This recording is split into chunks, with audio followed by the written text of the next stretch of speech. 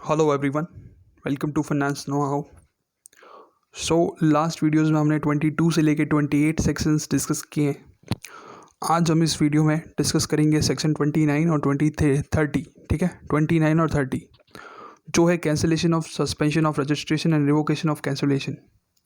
पिछले दो पार्ट में हमने जीएसटी रजिस्ट्रेशन के मोस्ट ऑफ द इम्पोर्टेंट जो सेक्शंस थे वो कवर कर रखे हैं। अगर आपने वो नहीं देखा तो आप देख सकते हो, और आपको ये सीए फाइनल के एग्ज़ाम में बहुत ही इंपॉर्टेंट होगा क्योंकि हमने उसमें क्वेश्चंस भी कवर किए हैं। तो अगर आपको वीडियो अच्छा लगे तो लाइक शेयर सब्सक्राइब, और डिसलाइक लगे तो डिसलाइक कर देना आप। ठीक है, तो हम स्टार्ट करते हैं सेक्शन 29 से और 30 से। 29 बोलता है कैंसिलेशन ऑफ रजिस्ट्रेशन और सस्पेंशन ऑफ रजिस्ट्रेशन कौन कौन से केसेस में होगा, तो हम वो यहाँ डिस्कस करेंगे। देखो यहाँ पे आपको ये पूरा मॉड्यूल दे रखा है, तो पहली जो कॉलम्स में दे रखा है उनको पढ़ने की ज़रूरत नहीं है। यहाँ पे एक चार्ट दे रखा है, इस चार्ट को पढ़ लेना, बहुत ही इंपॉर्टेंट। ठीक है, इसको पढ़ लिया तो आपको काफ़ी चीज़ें जिसमें इसमें चार्ट दे रखे हैं पूरे मॉड्यूल के अंदर, वो चीज़ें पढ़ोगे तो आपके लिए इंपॉर्टेंट है। सिर्फ वही चीज़ इंपॉर्टेंट जो मैं यहाँ पे बोल रहा हूँ, आपको मार्क करवा रहा हूँ, वही इंपॉर्टेंट है। अभी देखो कैंसिलेशन ऑफ रजिस्ट्रेशन कौन कौन से केस में होता है। एक तो वॉलेंटरीली होता है, दूसरा डिपार्टमेंट खुद से कर सकता है। वॉलेंटरीली कब होता है? जब आपका बिजनेस मतलब बंद हो रहा हो या किसी की डेथ हो जाए और उसको लीगल हायर्स को ट्रांसफ़र हो रहा हो, तो उस केस में आपको पुराना रजिस्ट्रेशन कैंसिल करवाना होगा। जो आपका नया हायरर है उसके पेन से नया रजिस्ट्रेशन लेना होगा। ठीक है, उस केसेस में हो सकता है। और डिपार्टमेंट कब कैंसिल करेगा? जब आप कोई जीएसटी का कानून का उल्लंघन करेंगे, like if you contravene any provision of GST, so उस केस में आपका जो कैंसिल रजिस्ट्रेशन है वो कैंसिल हो सकता है। ठीक है, उसकी ये एग्जांपल है व्हेन अगर आपने रिटर्न फाइल नहीं किया 6 महीने तक, या बिज़नेस स्टार्ट नहीं किया, इन केसेस के अंदर, या कोई कॉन्ट्रावेंशन किया, या मिसलीड करने के लिए, या मिस रिप्रेजेंटेशन कुछ किया आपने गलत, तो उस केस में डिपार्टमेंट खुद से आपका रजिस्ट्रेशन कैंसिल कर देगा। ठीक है, तो ये चीज़ हमने पढ़ी यहाँ पे। दो टाइप के केसेस होते हैं, वॉलेंटरीली, एक डिपार्टमेंट द्वारा। ठीक है, अभी वो केसेस कौन से जिसमें वॉलेंटरीली होगा, वही जो मैंने आपको बताया। देखो 5 केस होते हैं। एक तो बिजनेस डिसकंटिन्यू, दूसरा ट्रांसफर फुल्ली और any reason including death of proprietor, या अमेलगमेशन हो गया, डीमर्जर हो गया, या अदर डिस्पोजल ऑफ बिजनेस। ठीक है, उसमें क्या होगा, आपका जो कॉन्स्टिट्यूशन होगा बिजनेस का वो चेंज हो गया। ठीक है, उसकी वजह से आपको वॉलेंटरीली कैंसिलेशन करवाना होगा। ये तो आ गया वॉलेंटरी कैंसिलेशन। अब डिपार्टमेंट खुद से कब कब करेगा? इन चार केसेस में करेगा। देखो, पहला, अगर आपने 6 महीने तक कोई रजिस्टर्ड पर्सन है अदर देन कंपोजिशन, उसने 6 महीने तक कोई रिटर्न नहीं भरा, ठीक है, fee is not filled the return for the continuous 6 months, तो उस केस में आपको जीएसटी रजिस्ट्रेशन डिपार्टमेंट कैंसिल कर देगा। दूसरा, अगर आपने वॉलेंटरी रजिस्टर्ड लिया है और 6 महीने तक बिजनेस स्टार्ट नहीं किया, कहाँ से? डेट ऑफ रजिस्ट्रेशन से, तो उस केस में कैंसिल हो जाएगा। Third, registration was obtain by means of fraud, wilful misstatement और सप्रेशन ऑफ फैक्ट्स, कुछ फ्रॉड के हिसाब से लिया तो कैंसिल हो जाएगा। Fourth, registered person has contravene the provision of GST, तो उस केस में भी आपका प्रॉपर ऑफिसर कैंसिल कर देगा। ठीक है, यहाँ तक बात हो गई। कैंसिलेशन कौन कौन से रीजन की वजह से होता है। एक इंपॉर्टेंट चीज़ ध्यान रखनी है, अगर कंपोजिशन स्कीम में कोई रजिस्टर्ड है, वो 3 क्वार्टर का, 3 टैक्स पीरियड का, अगर वो कंसेक्यूटिव टैक्स पीरियड का, इन case of person who is not opted for composition, 3 consecutive tax period का अगर वो फाइल नहीं करता, इन्फॉर्मेशन डालनी पड़ती है, रिटर्न फाइल नहीं करता, तो उस केस में आपका रजिस्ट्रेशन कैंसिल हो जाएगा। ठीक है, इस चीज़ को ध्यान में रखना है कंपोजिशन के केस में। ओके, यहाँ चीज़ ख़त्म हो चुकी है, एक पार्ट। नेक्स्ट स्टार्ट करेंगे हम सस्पेंशन कौन कौन से केस में होगा। Suspension of registration. सो जो सस्पेंशन होता है, once registration person has applied for cancellation or registration or the proper officer seeks for cancellation, his registration for the proper officer may be suspended, his registration during the pendency of the proceedings relating to cancellation. So suppose मैंने आज आप लेके application दी और department उसको 7 या 8 दिन बाद cancel कर रहा है, या महीने भर बाद कैंसिल कर रहा है, तो ये जो बीच का पीरियड होगा इसको बोलते हैं सस्पेंशन। इस सस्पेंशन के पीरियड में ना तो वो सप्लाई कर सकता है टैक्सेबल, ना वो टैक्सेबल इनवॉइस इशू कर सकता है। ठीक है, तो उस पर रिस्ट्रिक्शन लग जाएंगे। ठीक है, अभी इसमें जो दे रखा है वो है period and manner of suspension of registration. क्या होगा कि अगर कोई रजिस्टर्ड पर्सन कैंसिलेशन के लिए अप्लाई करता है, रजिस्ट्रेशन के कैंसिलेशन के लिए अप्लाई करता है, तो registered person has applied for the cancellation of registration, registration shall be deemed to be suspended, suspension कब से माना जाएगा? जिस दिन उसने एप्लीकेशन दी या date of which the cancellation is out, ठीक है, कब आपकी डेट थी, विच एवर इज लेटर, तो वो आपका दिन माना जाएगा, वहाँ से आपका सस्पेंशन स्टार्ट हो जाएगा। So pending the completion of proceeding for the cancellation of registration, तो यहाँ से आपकी डेट स्टार्ट हो जाएगी सस्पेंशन की। इस केस में आप ना तो सप्लाई कर सकते हो, ना टैक्स इनवॉइस इशू कर सकते हो, कुछ नहीं कर सकते, ठीक है। फिर दूसरी बात आती है when the cancellation of registration has been initiated by the department on its own motion, तो उस केस में सस्पेंशन कहाँ से माना जाएगा? वो माना जाएगा with effect from the date to be determined by the him कौन? डिपार्टमेंट के द्वारा। देखो लिखा है यहाँ पे, with the cancellation of registration has been initiated by the department on its own where the proper officer has reason to believe that the registration of the person is liable for cancel, he may, after giving the said person a reasonable opportunity of being heard, suspend the registration of such person with effect from the date of to be determined by the him कौन? Proper officer जब decide करेगा वो date, ठीक है, to the pending of the completion of the proceeding for the cancellation of registration, जिस दिन उसकी proceeding खत्म हो जाएगी वहाँ तक वो पीरियड माना जाएगा सस्पेंशन पीरियड, ठीक है। थर्ड पॉइंट क्या बोला है? और registered person whose registration has been suspended, अब सस्पेंड हो गया, उस केस में जो मैंने कहा टैक्सेबल सप्लाई नहीं कर सकता, टैक्सेबल इनवॉइस इशू नहीं कर सकता, यही चीज़ें, और वो रिटर्न भी फर्नाइज नहीं कर सकता इस ड्यूरिंग दिस पीरियड, ठीक है। फोर्थ बात बोली है इसके अंदर, सस्पेंशन के अंदर, suspension of registration shall be deemed to be revoked upon completion of the cancellation of proceedings by the proper officer, such revocation shall be effective from the date of which the suspension had come into effect। क्या बोला है? आपका जो suspension है वो ख़त्म हो जाएगा, ठीक है, कब? जब आपकी कैंसिलेशन ऑफ प्रोसीडिंग्स कंप्लीट हो जाएगी, किसके द्वारा? प्रॉपर ऑफिसर के द्वारा, okay. Such revocation shall be effective, वो रिवोकेशन कब से इफेक्टिव होगा? From the date on which suspension had come into effect, ठीक है, तो ये चीज़ आपके मान लेंगे। फिर fifth point, where any order have the effect of revocation of suspension of registration has been passed, ठीक है, कोई ऑर्डर पास कर दिया रिवोकेशन का, the provision of section 31(3) during this period में आपने कोई भी सप्लाई करी होगी made during the period of suspension and procedure specified therein, तो एक सेक्शन 40 है फर्स्ट रिटर्न वाला और 31(3) रिवाइज टैक्स इनवॉइस, इन दोनों सेक्शन के थ्रू आप उस पीरियड में आपने जो भी सप्लाई करी उसकी इनवॉइस वगैरह सब आप इशू कर सकते हो, फर्स्ट रिटर्न भी भर सकते हो, वो प्रोसीजर स्पेसिफाइड किया हुआ है, उसके लिए अभी कोई प्रॉपर लाइंस नहीं है यहाँ पे, सिर्फ ये दे रखा है, तो ये चीज़ें ध्यान रखनी है, ठीक है। फिर ये जो चीज़ नेक्स्ट है, procedure for cancellation of registration, नीचे चार्ट में दी, हम चार्ट के द्वारा समझते हैं, बहुत ही सिंपल प्रोसीजर में समझाया है, आपको ये पूरी थ्योरी पढ़ने की कोई ज़रूरत नहीं है, ठीक है, आप सिर्फ उस चार्ट को देख लीजिए, आपको सब समझ में आ जाएगा। तो मैं आपको बताता हूँ उसको, कि नीचे चार्ट दे रखा है, यहाँ पे आप जब नीचे जाओगे तो यहाँ पे दे रखा है प्रोसीजर फॉर रजिस्ट्रेशन, अपने को ये नहीं पढ़ना, procedure for cancellation of registration, ठीक है। अमेंडमेंट आ गया, अमेंडमेंट की just next 12th number, cancellation और suspension of registration and revocation of cancellation of the registration, तो यहाँ हम कैंसिलेशन और सस्पेंशन पढ़ लेंगे, फिर रिवोकेशन भी पढ़ लेंगे।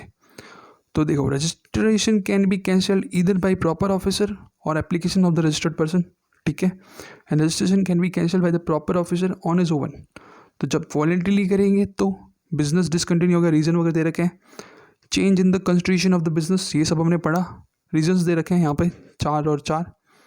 फिर देखा, once registered person has applied for the cancellation of registration, proper officer six cancel to his registration, proper officer may suspend his registration, ये भी बात की थी हमने, सस्पेंड हो जाता है, पेंडिंग, जब तक पेंडिंग रहेगा प्रोसीडिंग्स कैंसिलेशन की तब तक उसका जो बिजनेस है वो सस्पेंड रहेगा। फिर आ गया प्रोसीजर ऑफ कैंसिलेशन, हमको ये पढ़ना है, बाकी सब हमने ऊपर पढ़ लिया डिटेल के अंदर, ठीक है। So where a registered person applies for cancellation, जब मैं खुद अप्लाई करता हूँ तो उस केस में registered person seeking cancellation shall apply for the same within 30 days of occurrence of the event warranting cancellation, जिस दिन आप लाइबल हो जाओगे कैंसिल करने के लिए वहाँ से 30 दिन के अंदर आपको एप्लीकेशन देनी है प्रॉपर ऑफिसर को, ठीक है। And in prescribed form furnish detail in the input held in the stock, अगर आपके पास स्टॉक में कुछ इनपुट है या input contain in semi finish और फिनिश स्टॉक्स, ठीक है, कोई कैपिटल गुड्स का इनपुट है आपके पास, सबकी डिटेल, लाइबिलिटी दे रहा on payment if any made relevant to document, सब पेमेंट करके आपको वो फॉर्म सबमिट कर देना है। फिर proper officer shall issue the order of cancellation within 30 days from the submission of application for the, जिस दिन आपने एप्लीकेशन सबमिट की वहाँ से 30 दिन के अंदर अंदर प्रॉपर ऑफिसर आपका कैंसिलेशन जारी कर देगा। ठीक है, तो ये तो वॉलंटियरी में आ गया। अब डिपार्टमेंट कैसे करेगा? जो प्रॉपर ऑफिसर है वो एक शो कॉज नोटिस देगा किसको? रजिस्टर्ड पर्सन को, कि हम आपका जीएसटी रजिस्ट्रेशन कैंसिल क्यों नहीं करें। उसके लिए उसको 7 दिन की मोहलत देगा। नोटिस पीरियड कितने दिन का होगा? 7 days का। ठीक है, विद इन 7 दिन में दे देगा। ठीक है, 7 दिन में। नाउ सॉरी, वो नोटिस देगा, उसका रिप्लाई जो रजिस्टर्ड पर्सन को करना है वो 7 दिन के अंदर करना है। ठीक है, फिर प्रोसीडिंग शैल बी ड्रॉप्ड अगर वो सेटिस्फाई हो गया। If the reply off the Asian satisfy the proper officer, तो वहाँ पे वो जो प्रोसीडिंग्स प्रॉपर ऑफिसर ने करी वो ड्रॉप हो जाएगी, कोई कैंसलेशन नहीं होगा। ठीक है, अगर instead of the replying the show cause notice the person furnishing all pending returns and make the full payment of the tax along with the late fees, उस केस में भी आपका कैंसिलेशन नहीं होगा, आपको माफ़ी मिल जाएगी। ठीक है, उसके बाद भी शो कॉज नोटिस दिया, रिस्पॉन्स दिया, उसमें आप सेटिस्फाई नहीं हो, तो उस केस में आपका कैंसिलेशन हो जाएगा। Cancellation order shall be issued within 30 days from the reply of the so cause notice where registration is liable to be cancelled। अगर आपको कोई भी उसको रीज़न पता चल गया कि इसकी वजह से कैंसिल करना है तो वो आपका कैंसिल कर देगा। कितने दिन में? 30 दिन के अंदर अंदर, रिस्पॉन्स के 30 दिन के अंदर अंदर। ठीक है, तो ये हमने प्रोसीजर पढ़ लिया, बहुत ही सिंपल प्रोसीजर। 30 दिन के याद रखना है। 7 days में रिस्पॉन्स करेगा नोटिस का, इस चीज़ को ध्यान रखना है। मैं बोल रहा हूँ आपको सारी टाइम लिमिट ध्यान रखनी है, चाहे वो अपील्स की हो, हर चीज़ की टाइम लिमिट वो कहीं से भी पूछ सकते हैं इंस्टीट्यूट वाले। लास्ट जो पेपर आया था November 20 में, उसमें उन्होंने डीप से उन्होंने टाइम लिमिट्स पूछी थी। स्टूडेंट को याद नहीं है वो टाइम लिमिट्स। ठीक है, तो आप इस चीज़ को ध्यान रख के जाइए, कोई तकलीफ नहीं है। अब बात करते हैं रिवोकेशन ऑफ कैंसिलेशन की, थोड़ा सा इंपॉर्टेंट है ये। In case with the registration is cancelled suo motu by the proper officer and the taxable person can apply within 30 days of service of cancellation order requesting the officer for revoking the cancellation order by him। ठीक है, देखो अगर आपका registration cancel हो गया, ठीक है, bye the proper officer, तो टैक्सेबल पर्सन क्या कर सकता है? 30 दिन के अंदर अप्लाई कर सकता है। ठीक है, तो सर्विस ऑफ कैंसिलेशन जिस दिन ऑर्डर आया, requesting the officer to revoke, उसका जो कैंसिलेशन किया है उसको हटा दो, कैंसिल कर दो, मेरा रजिस्ट्रेशन कैंसिल मत करो। 30 दिन का एप्लीकेशन दे सकता है। फिर क्या होता है? However before the applying the person has to make a good and defaults pending returns making, जितना भी उसने डिफ़ॉल्ट किया उन सबको सही करके पेमेंट करके इंटरेस्ट के साथ, फॉर विच द रजिस्ट्रेशन हुआ, जिसके लिए कैंसिल हुआ, उन सब गलतियों को ठीक करके उसको डिपार्टमेंट के पास जाना पड़ेगा। अगर वो सेटिस्फाई है तो प्रॉपर ऑफिसर उसका रजिस्ट्रेशन कैंसिल नहीं करेगा, रिवोक कर देगा। जो कैंसिल हो गया है उसको रिवोक कर देगा, वापस खोल देगा। ठीक है, एक ऑर्डर देगा। However if the proper officer conclude to reject the request of revocation of cancellation, he will first observe the principle of natural justice by way of issuing notice to the person and hearing him the further. तो वो उसको एक सुनने का opportunity of being here देगा, और उसको एक नोटिस भी देगा कि तेरा रजिस्ट्रेशन कैंसिल क्यों नहीं करे। ये हर प्रॉपर ऑफिसर को करना ही पड़ता है हर केस में, कैंसिल करने से पहले। तो ये हमारे 2 सेक्शन थे, 29 और 30, cancellation of registration, revocation of registration, suspension of registration. ठीक है, सस्पेंशन पीरियड क्या होता है आपको पता चल गया होगा, हमने पढ़ा। अब हम इससे रिलेटेड कुछ क्वेश्चंस कर लेते हैं। ठीक है, तो आपकी क्लैरिटी होगी वो थोड़ी अच्छी हो जाएगी। ठीक है, अब क्वेश्चंस में कैसे कैसे क्वेश्चंस आते हैं वो बताते हैं आपको। ये क्वेश्चन देख लेते हैं। 26 क्वेश्चंस।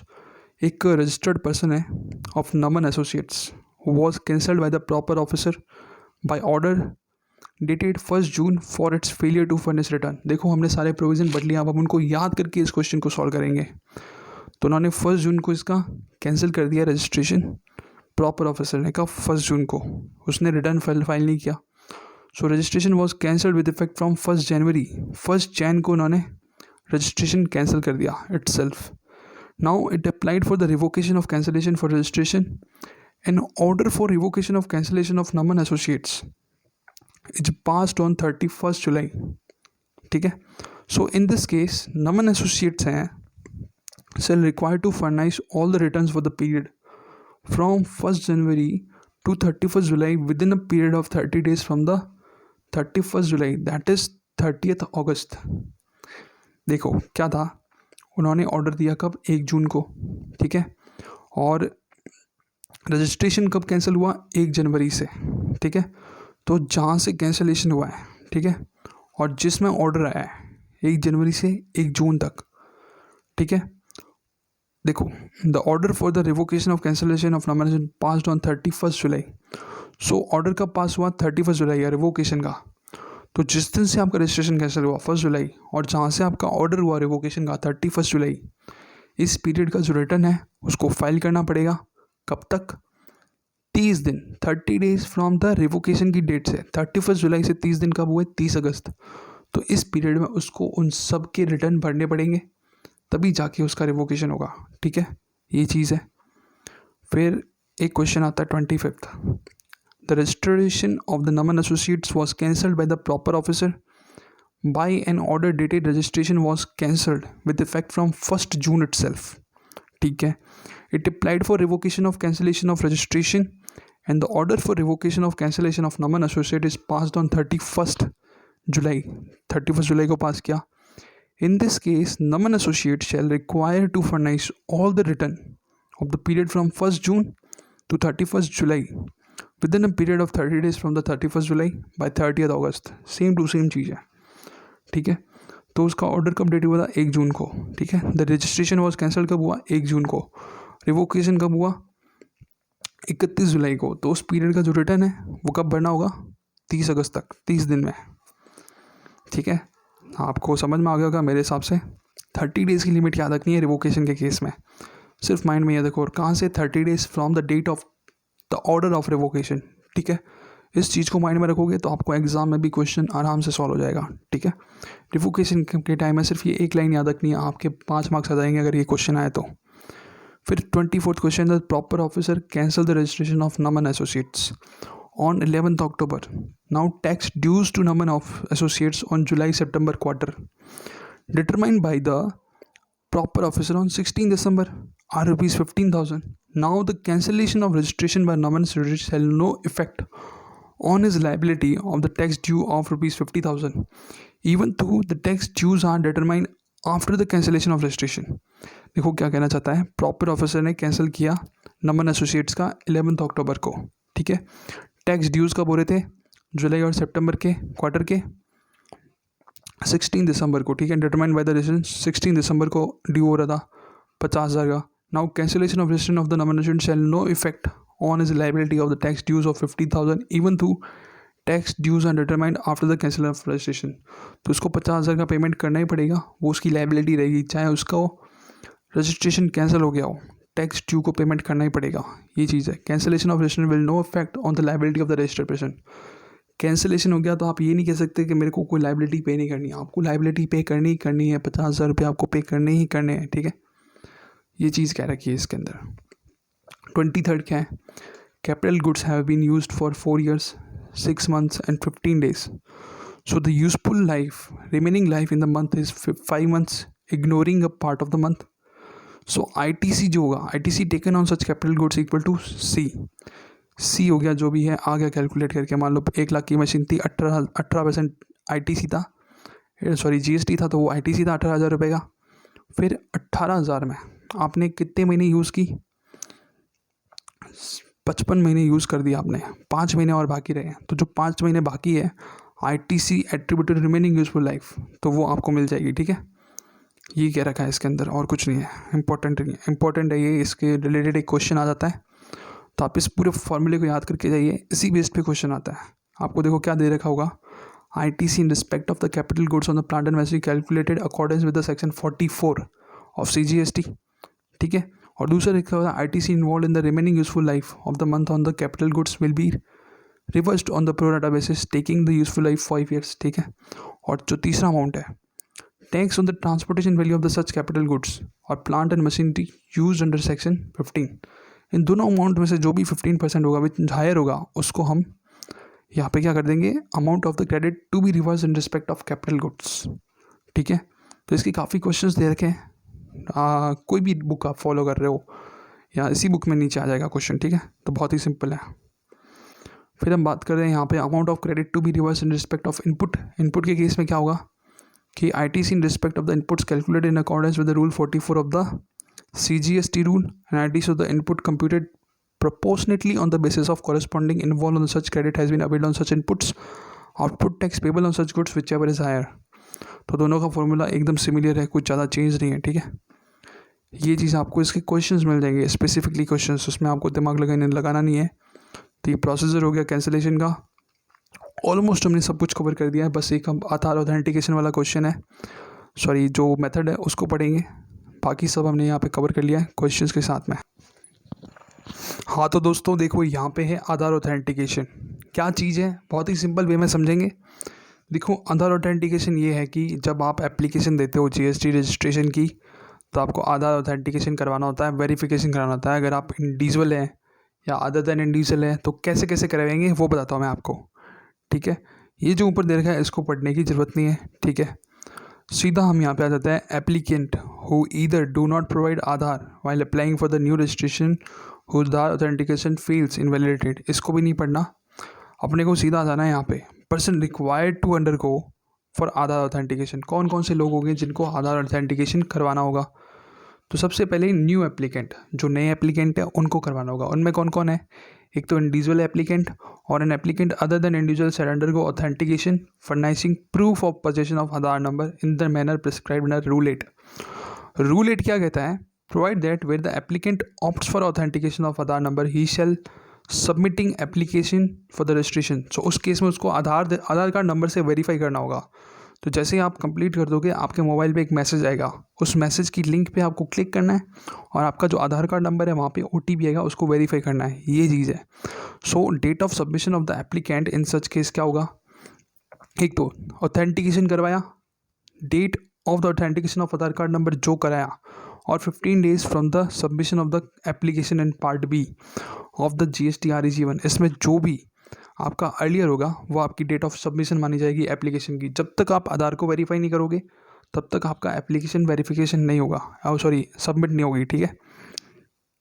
तो इस चीज़ को याद रखना है, ये इंडिविजुअल और अदर देन इंडिविजुअल के लिए। अगर in case of applicant is an individual he shall undergo authentication on his own Aadhaar card number, ठीक है।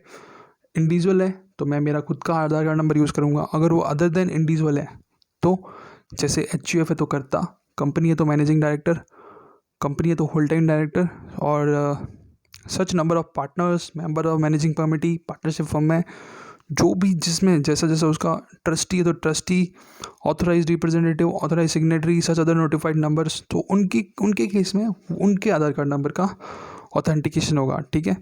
अभी सेकंड केस आ जाता है पर्सन ऑलरेडी रजिस्टर्ड है, वो कैसे करेंगे।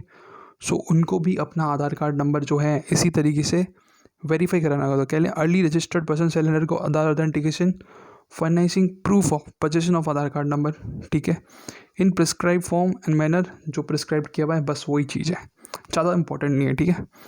फिर सेकंड है आधार नंबर इज़ नॉट असाइंड, किसी को आधार नंबर नहीं मिला हुआ, तो उस केस में if Aadhaar number is not assigned, ठीक है, तो उस केस में रूल 9 के अंदर बताया गया है। रूल 9 क्या कहता है, where a person fails to undergo authentication of Aadhaar card, does not opt for authentication, so registration shall be granted only after physical verification।